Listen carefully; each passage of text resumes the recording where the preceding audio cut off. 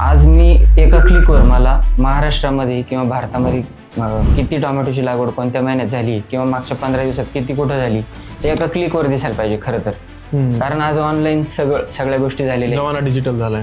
साधारण एका गावासाठी एक कृषी अधिकारी नेमलेला आहे. बरोबर. त्यांच्यासाठी ही 1 सेकंदाची 1 मिनिटाची प्रोसेस आहे की कोणत्या गावात कोणतं पीक लावलेलं आहे कॉम्प्युटर टाकायला. एवढं इतकी सोपी गोष्ट आहे. तर हे करणं एक शासन दरबारी ही इतकी काही अवघड गोष्ट नाही. आणि यामधूनच जर समजा त्या क्लिकवर मला कळालं की एक सरप्लस लागवड झाली किंवा ॲव्हरेज झाली तरी तिथं शेतकऱ्याला पण 2 पैसे त्यातून जास्त मिळतील किंवा त्याच्या हक्काचे मिळतील आणि टाकून द्यायची वेळ येणार नाही. त्याचबरोबर गव्हर्नमेंटच्या सिस्टीममध्ये सुद्धा ही गोष्ट जाईल की उत्पादन सरप्लस आहे यामध्ये आपण एक्सपोर्ट करू शकतो. हे पण डेटा त्यात ॲनालाइज होईल. त्याचबरोबर पोटेन्शियल पण कळेल सिस्टीमला की किती आहे. यातून 100% परकीय चलन पण मिळेल, लोकल अर्थव्यवस्था पण त्यातून सुधारेल. हे फायद्याच्याच गोष्टी आहेत.